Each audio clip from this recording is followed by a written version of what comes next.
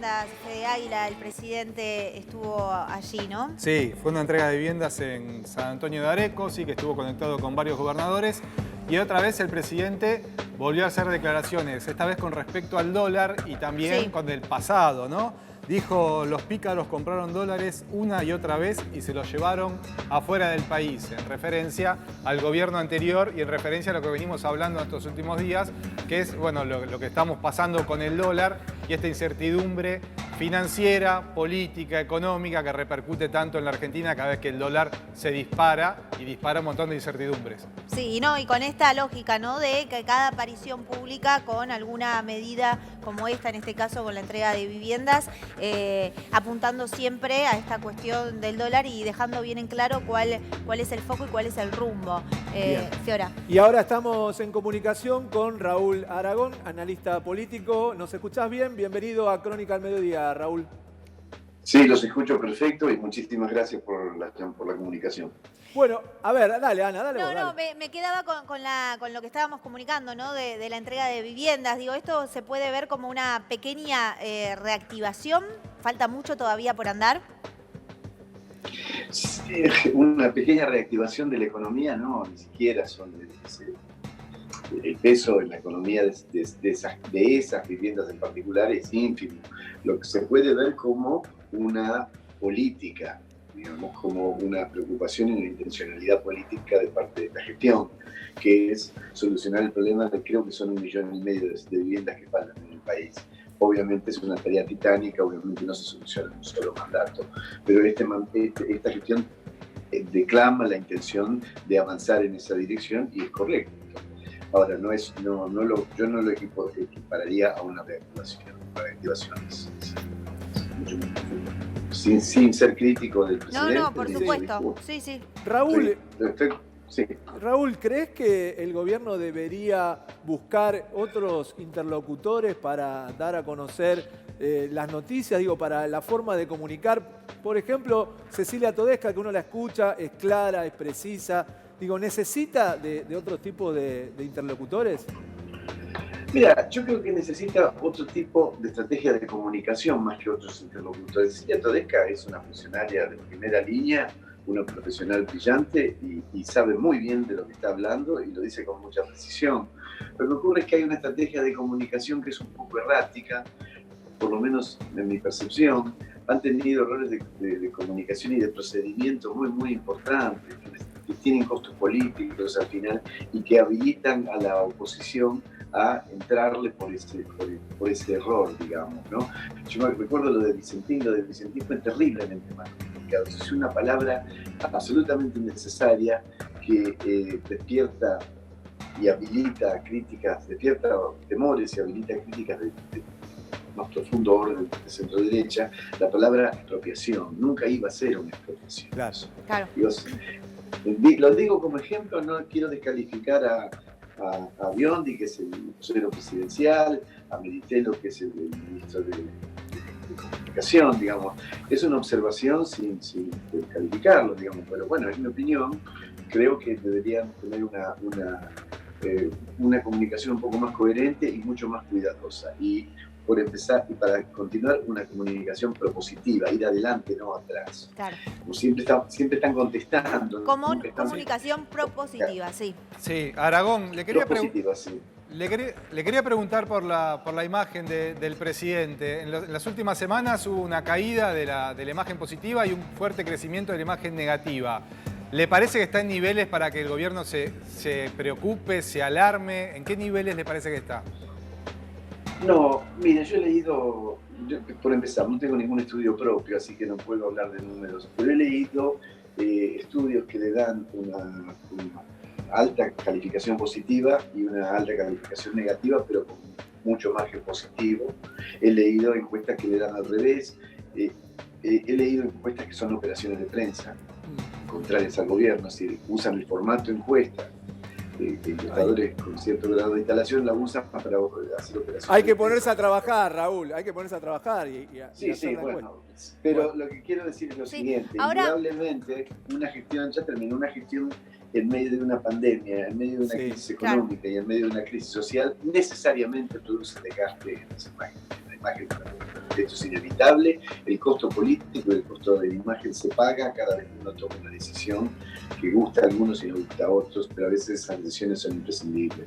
Y el presidente, tengo la impresión que está dispuesto a pagar el costo político que sea para llevar adelante su plan, su objetivo principal, que es primero que nada preservar la vida y después recuperar la vida.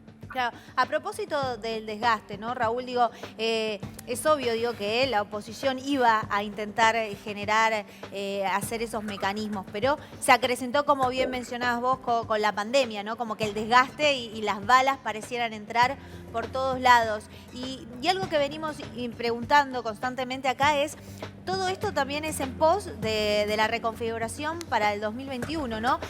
Las filas del oficialismo dicen, no, nosotros ni podemos pensar en el 2021. Y la oposición da la sensación que tiene todo el armamento, entre comillas, puesto ahí. No sé cómo ves vos o qué lectura haces del 2021 o si es muy apresurado ya hablar del 2021. No es apresurado. La primera parte de tu comentario respecto de la diferencia entre el oficialismo y la oposición, que el oficialismo dice no tenemos un segundo para pensar en las elecciones del año que viene, es absolutamente real. Sí, tenemos una crisis económica, una crisis social y una crisis sanitaria, todo al mismo tiempo. Es la madre de la crisis, es la megacrisis lo que tenemos. Y el Ejecutivo no tiene tiempo de pensar en elecciones en este momento, y es lógico. Y además sería casi impúdico que estuvieran pensando en elecciones. Y no lo están pensando. Ahora, eso es el oficialismo. La oposición, que no tiene responsabilidades de gestión, tiene las manos libres para operar, mucho más libres para operar políticamente y desgastar al gobierno con miras a las elecciones del año que viene. ¿Es injusto esto? No, normalmente la oposición trata de desgastar al gobierno antes de llegar a una elección para ganar, para poder mejorar su posición electoral. Lo que sí me parece un grado de inmoralidad muy reprochable es que lo hagan en medio de esta triple crisis que tenemos. Ayer le escuché al Esteban Bullrich decir que en el 2019, en las pasos del 2019, había habido un fraude muy grande. Es de una irresponsabilidad tremenda decir eso. Ahora, es de una gran irresponsabilidad. No se lo atribuyo, por empezar, a la totalidad de Juntos por el Cambio. Se lo atribuyo únicamente a un sector. Ahora, Raúl, a un sector. Raúl Esteban Bullrich, no Patricia Bullrich. No, Esteban. Patricia Bullrich es otra cosa. Raúl, durante esta pandemia, en términos políticos, ¿quién sería el ganador en términos políticos? ¿Quién se posicionó mejor? ¿Quién ganó durante todo este tiempo? Hay que ver cómo salimos, porque el gobierno ha tenido un triunfo fenomenal con la reestructuración de la deuda. Es un triunfo fenomenal que además preocupó muchísimo a la oposición, porque es indudablemente un triunfo. Lo hicieron bien. Algunas veces descolocamos que el gobierno hizo algo bien. Lo hicieron bien. Tan bien como se pudo, tan bien como había margen para hacerlo. Eso es un triunfo político muy importante. Ahora, la otra mitad es la salida de la pandemia. Claro. Si este gobierno consigue salir con una relación, 1 millón de habitantes muertos, que sea significativamente menor a la media de América Latina, tendría otro triunfo. Y está cerca de conseguirlo, porque la estrategia inicial, horrible, carísima en términos económicos y laborales y sociales, pero es muy eficiente en términos sanitarios, de congelar todo, poner una cuarentena muy estricta y desarrollar el sistema, hacer crecer el sistema sanitario para poder contener el pico, que es lo que ahora estamos viviendo, hemos estado viviendo, funcionó. El sistema sanitario no se desbordó precisamente porque se aplanó la curva, se contuvo al comienzo y le dio tiempo al gobierno y a los gobiernos para desarrollar su respuesta sanitaria. Eso funcionó bien.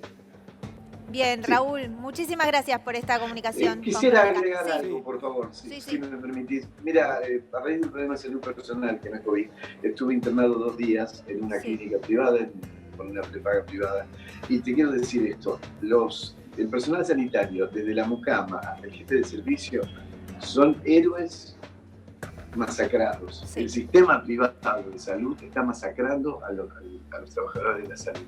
Los hacen trabajar cientos de horas, los exponen de una manera descomunal, no contratan personal adicional, con lo cual los estresan, ponen en riesgo su familia, le están masacrando la vida. ¿Y por qué lo hacen? Simplemente porque una empresa, una prepaga, una empresa de servicios de salud es una empresa. La primera lógica es la lógica del lucro. Y dejamos de aplaudirlo, ¿no? Todos los días, como lo veníamos veníamos dejamos de haciendo aplaudirlo. al Y comienzo de la pandemia, yo Anita. quiero que el gobierno, sí, pero yo quiero que el gobierno nacional tome cartas en el asunto y los obligue a darles condiciones laborales correctas y humanas. Es inhumano lo que están haciendo con los médicos y con los enfermeros y con todo el personal de salud. En el sector privado estoy diciendo esto. Y la calidad de atención que yo recibí, no voy a mencionar dónde porque aquí se puede hacer, digamos, pero la calidad de la atención que yo recibí fue excelente plus, más que excelente. Vamos, muy bien. Te queremos, Raúl. Gracias, Raúl. Abrazo. Nos quedamos sin tiempo. Muchísimas gracias por esta comunicación. Gracias a ustedes. Buenas tardes. Adiós.